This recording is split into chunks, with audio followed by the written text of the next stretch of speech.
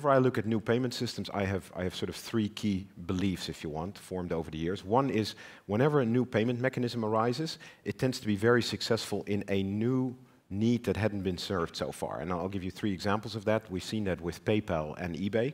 That was the real source of the PayPal success. We see it in Kenya with M-Pesa. There was nothing out there, and M-Pesa was successful. And I would argue that you see that with Bitcoin serving on the internet, some of the darker side perhaps, but a need that hasn't been fulfilled till now.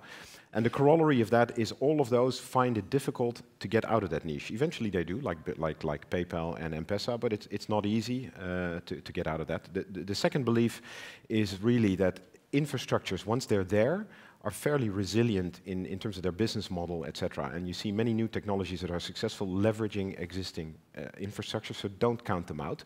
And there the example for me would be Apple Pay. I think what they've done with Visa and MasterCard is brilliant for Visa and MasterCard as well as for Apple. So don't discount the existing infrastructures, use them. And the third belief, and that really has changed since Dubai, and there I'd like to quote Leon Trotsky, who once famously said, "You may not be interested in war, but war is interested in you."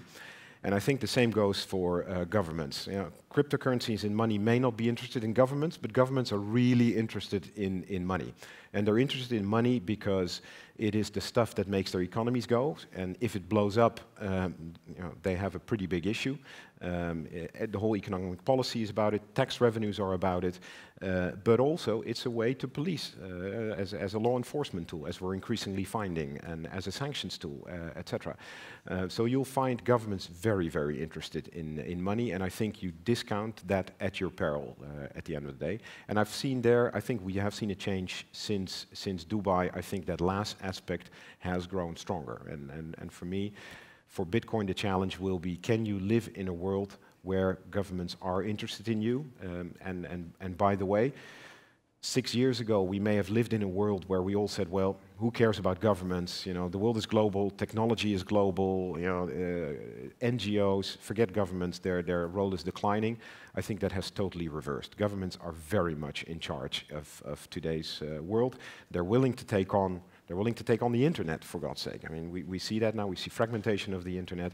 We see fragmentation of major infrastructure. So again, do not discount that part of it. You know, Bitcoin is this distributed data ledger, and it's a set of protocols for communicating changes on that ledger that's highly secure. But instead of exchanging messages, although you are sending messages, they're called transaction messages. Instead of exchanging messages, you're essentially reassigning values on a ledger. And those units on the blockchain are called Bitcoin, or they're divisible to 8 decimal places, so can be very small fractions of value. And that's really all it is. It's essentially a messaging system with a distributed data store to, in a very secure manner, exchange value.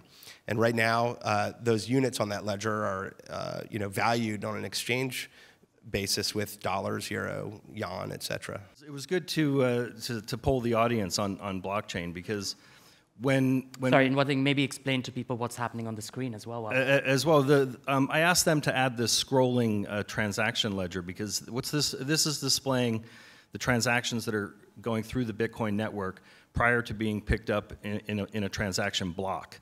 So approximately every 10 minutes, they will be picked up in a transaction block and then added to the existing blockchain to form the ongoing history of transactions. But when we hear about Bitcoin in the media, they don't always get it right in terms of the capitalization, because the capital B Bitcoin refers to the network, and the small b Bitcoin refers to the actual unit that runs over that network. The small b is actually what could potentially be an ISO currency code under XBT for ISO 4217. So that's very promising. But what I want to talk about is why the two are inseparable. Because you cannot run the capital B Bitcoin network without having the small b monetary unit. This is due to the built-in incentive structure for what provides the underlying strength to the blockchain to make it resilient. So one of the things that really bugs me a lot, this is a pet peeve, is I really get bothered when people say, we really like the blockchain technology, I think there's a lot we can do with that, but can't we just get rid of the silly monetary unit that goes with it? You know, why do we need that? Well, you actually you very much do need it, and it demonstrates a sort of naivete to say that you can separate the two. You may be able to build altcoins, certainly, and have independent blockchains. Banks could even have their own blockchain, but those are centralized. What makes the Bitcoin blockchain different is the enormous computational power that's behind it. Currently, it is the largest and most secure distributed network in the world. But the thing with Mt. Gox was that it was actually people using Mt. Gox as a bank, using it as a financial institution when they shouldn't have.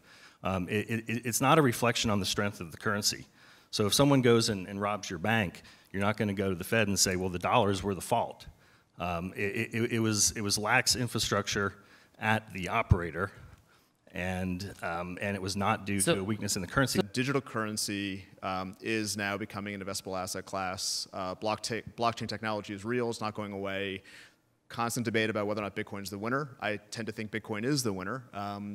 But if you think about why people are so excited about Bitcoin as an investable asset class, it has a lot of similarities to gold. If you think about gold, similar to Bitcoin, finite supply, becomes harder and harder to mine over time, it can't be counterfeit. But Bitcoin has one major advantage over gold, and that is Bitcoin is usable. You talked about using it to go to space now. You can buy a yacht, you can buy a car, you buy a cup of coffee. You can't do that with gold anymore. There's a finite supply of Bitcoin that will be created. The money supply will increase at a very predictable rate. And a very interesting stat, in the past 500 years, the average life of a fiat currency is 27 years. So we have a very US-centric view of currency here in the US, but if you live in places like Argentina, Venezuela, and past 500 years, in your lifetime, the currency that you use will become devalued or debased out of existence. You see as certain governments are embracing the opportunity for technology and innovation. There's still a bit of an anti-bank sentiment that exists here in the US and around the world, and so from that perspective, there will be pockets of real support, whether it's regulatory or tax or otherwise. And then there will be countries, specifically ones that are focused on capital controls, that are going to do everything they can to stop it. But given the nature of Bitcoin, it's decentralized. There's no company to shut down. There's no one to put in jail. Ultimately, they will lose. The US is actually probably a more progressive country vis-a-vis regulation than others. And what I mean by that is that it's one of the only countries that has actually issued rules and guidance around digital currency operators. Most other countries are still examining it and looking at it and seeing what the outcome of that is in the United States. But what that's done is it's essentially said exchanges, custodians and exchange operators are money services businesses and have Bank Secrecy Act obligations to know their customers, monitor transactions, et cetera. And that's the way we've built and operate our company. There are interpretations of what that means state by state, and I think there are certain states that are interpreting that with, excessive requests of those companies, and others that are, I think, applying existing money transmission law. That's going to be a real test bed for the rest of the world. Europe, with the Payment Services Directive, do they amend it for digital currencies? It's likely that they will over the next 1 to 2 years. So I think as that framework comes into place, private equity, venture capital, and commercial banking will participate in this ecosystem a lot more directly. And it results in institutions, as we were just talking about, that have custodial obligations, insurance obligations, that have security obligations, are audited, examined, et cetera, and can eliminate the risks of companies that take your money and run or outright stolen from. I think it's a little bit of a myth to say that Bitcoin doesn't have any regulation or can avoid regulation, because most of the countries in the world are looking at it, and they're formulating their strategies. What they're actually doing, though, is they're regulating their own national currencies at the point of intersection with Bitcoin.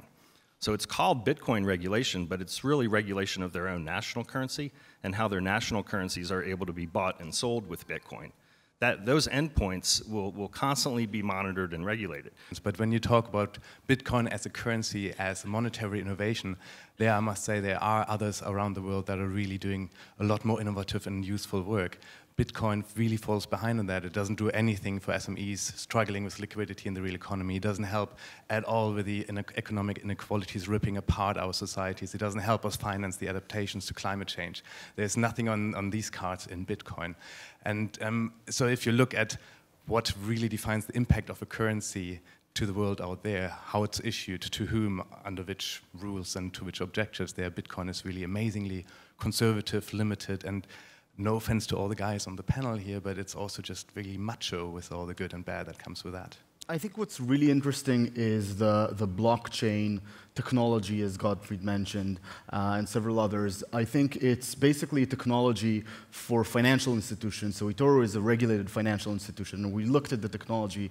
What we saw is really the opportunity to create a global open source asset ledger. So you can use the technology not only to transfer Bitcoins potentially, but potentially you can use this technology to actually issue and transfer any type of value. So you can issue dollar coins or euro coins or even potentially securities like Google shares or Apple shares on top of the cloud. So as we see in traditional internet technology, basically the cloud being sort of the buzzword, I believe the blockchain technology in Bitcoin is sort of the emergence of money on the cloud, which will evolve basically through adapting the blockchain technology and other technologies like Ripple to allow a multi-asset economy being managed on the cloud on a public open source ledger. But I think what's really going on here is the world now has the ability to construct sort of an internet for value exchange. Just like we've had this internet for information exchange over the last 2 decades. It's because the double spend problem has been solved by Bitcoin, but I think that's just the beginning, because you can take that same technology that allows a currency without a counterparty and use it to build really a real-time settlement system that's currency agnostic without a central operator, which is distributed peer-to-peer, then anybody can use it. So the Ripple protocol, anybody can use it for free without license. And importantly, we think most people will use these technologies not with new digital currencies. We actually don't think the world needs new currencies. It's got plenty of them, and it already has alternative currencies like airline miles and things like gold. The problem is moving those currencies around like we do information. Right now, it's just too slow. There's too much risk in the system. There's too much capital that has to be tied up by banks, and there's not enough competition for the exchange of value. And that's what we're excited about. That's what we think these distributed ledgers can really solve. This technology, if it's adopted, it's going to be driven by the incumbents, by financial institutions. We're entirely focused on enterprise. This is all about getting banks on board, and I think it is the banks that are really going to drive this, and also the financial institutions as sort of replacements for correspondent banks. We think now sort of Wall Street funds, private equity funds can really be the viable alternative to correspondent banking through these protocols. It's all about technology progress, so you can either embrace it or fail to embrace what's coming. But for sure, technology progress is inevitable, and to quote the Borg, resistance is futile. I think this notion of distributed identity is something that we're working very hard on. And we think that's very necessary for regulators to get comfortable. A very large portion of financial inclusion is going to be to bring people into the cashless society rather than, you know, so I would say there's a tussle between privacy on the one hand and bringing people into this cashless society, which has huge benefits from an economic perspective. I think we should be setting the bar higher. I think you should be challenging technologists to engage with society, to work out where to set the dial, and then to build a system that delivers what society wants. The last reflection would actually be on the biggest assumption that was in this question, the question of what we think is a bank. And with all the things that were just mentioned in the discussion around identity and layering the access and the control of this and actually asking the people what they want and how they want to engage with this, I think there's a lot of things that will totally challenge our assumptions around that. And a bank as they exist now might really be not needed anymore, and there will be other institutions doing that.